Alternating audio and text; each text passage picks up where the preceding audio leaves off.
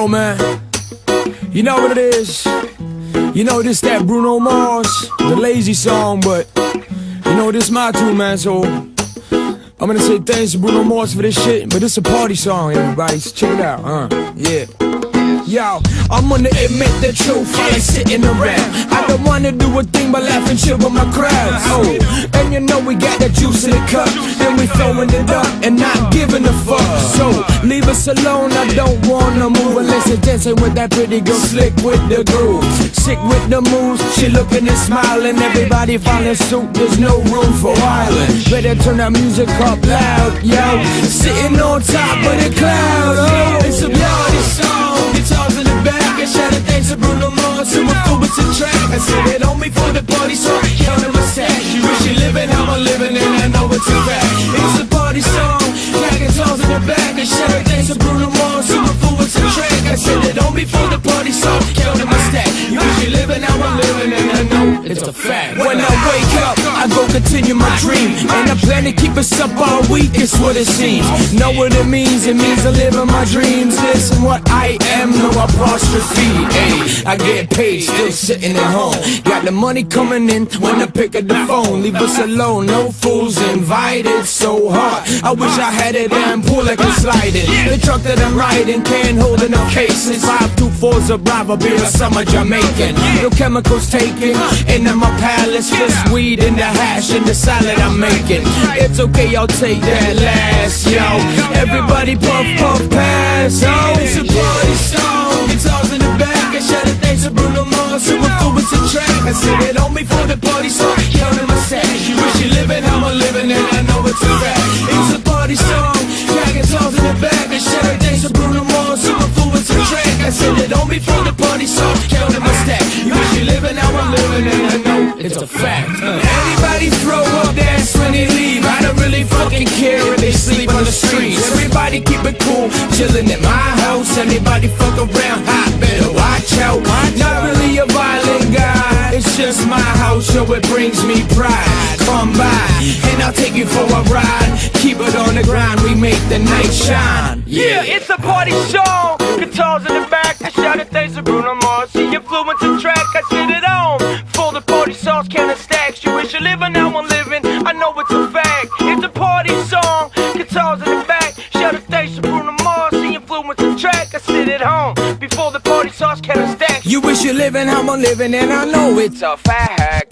Get started, get retarded. Throw up your sign, be hard, regardless. Get started, get retarded. Throw up your sign, be hard, regardless.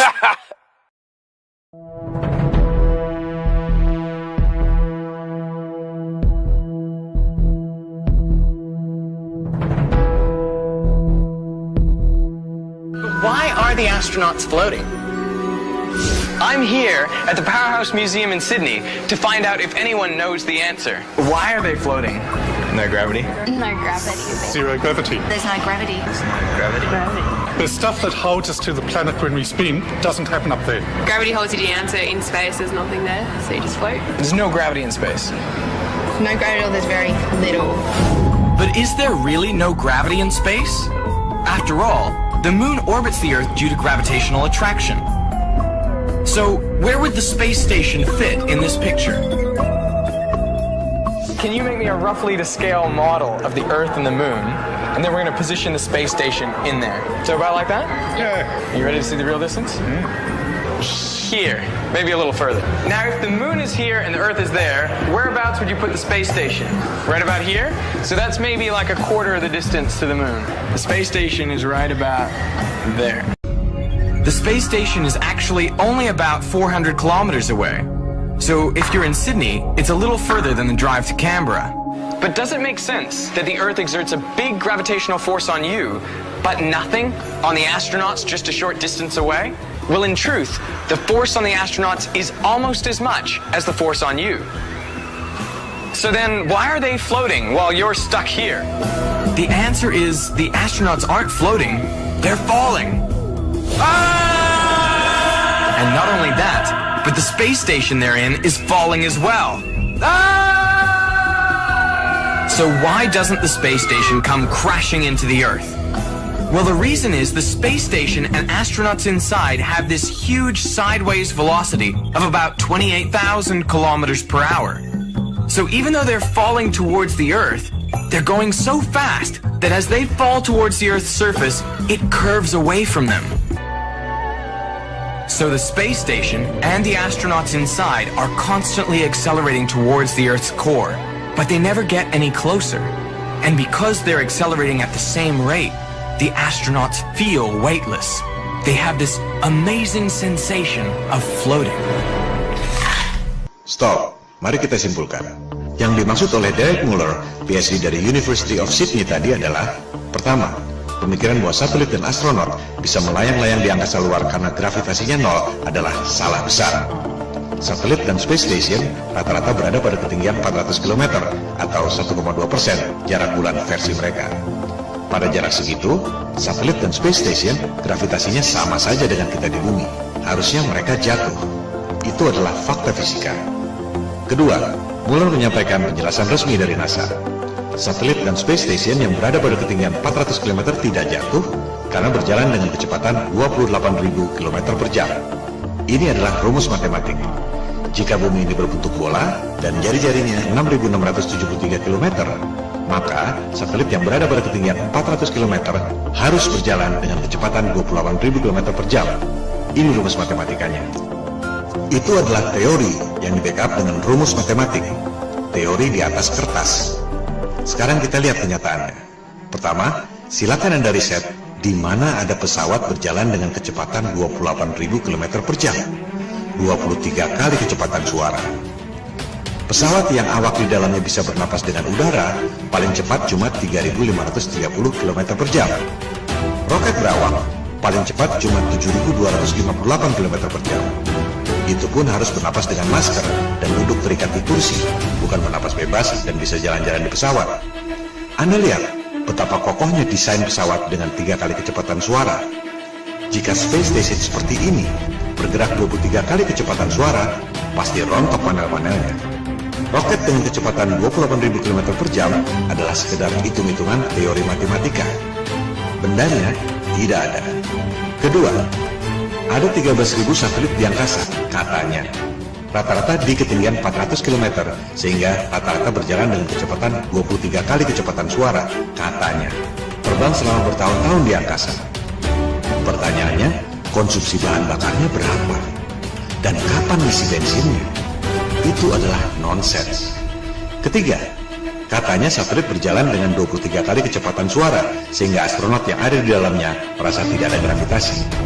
Mereka lupa, banyak video-video menggambarkan astronotnya melayang-layang di luar pesawat. Bagaimana mungkin di luar pesawat yang bergerak 23 kali kecepatan suara, astronot bisa nyantai-nyantai melayang seperti itu? Tom Cruise dalam film Mission Impossible hampir pingsan pegangan di pintu pesawat. Padahal kecepatannya baru 300 km per jam. Seperempat kecepatan suara, baru take off.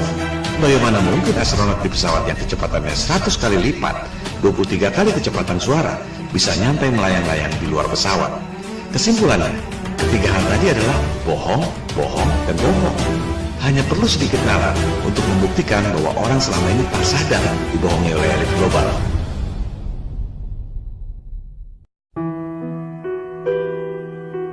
Tak banyak yang tahu, satelit melayang-layang di angkasa adalah science fiction ciptaan Arthur C. Clarke. Satelit bukan karya saintis, tapi karya novelis. Satelit diluncurkan pertama kali tahun 1957, Sputnik. Itu yang dipropagandakan. Yang diam-diam dilakukan, dirahasiakan, dan tidak diumumkan adalah teknologi White Alice. Kita saksikan cuplikan dari Discovery News.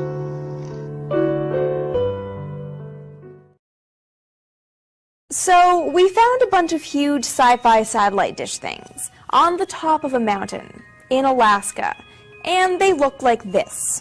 And we just figured out why they're there and what they do, and it's really weird.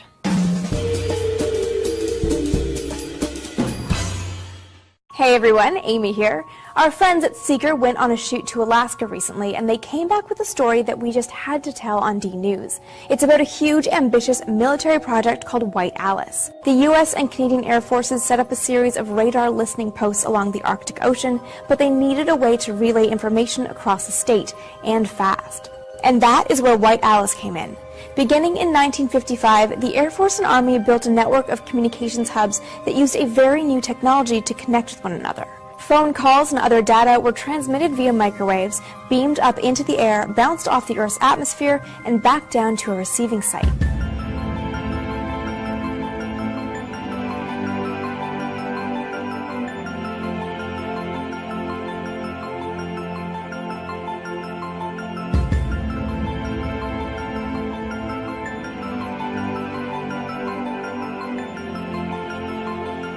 The process, called tropospheric scattering, had, and still has, a lot of advantages over other technologies. First, bouncing signals off the atmosphere means that hubs don't need a clear line of sight to communicate, which is a useful thing in a mountainous place like Alaska. This way, White Alice sites could be 200 miles apart. The signal could also support multiple phone calls at the same time, something few other systems could manage. And, crucially for the military, it was secure. Once a signal is beamed out, it can only be received at one exact spot, making it next to impossible to intercept the signal along the way. Similar networks sprung up all around the world. The U.S. even connected Hawaii to the Philippines through the Pacific Scatter system. But before White Alice was even complete, a new technology arrived to replace it. In 1957, the Soviets launched Sputnik, the world's first artificial satellite. Interestingly, White Alice remained in use until the late 70s as a civilian phone network. And today, the military still uses troposcattering networks here and there because they're still really secure. But this remains the era of satellites. And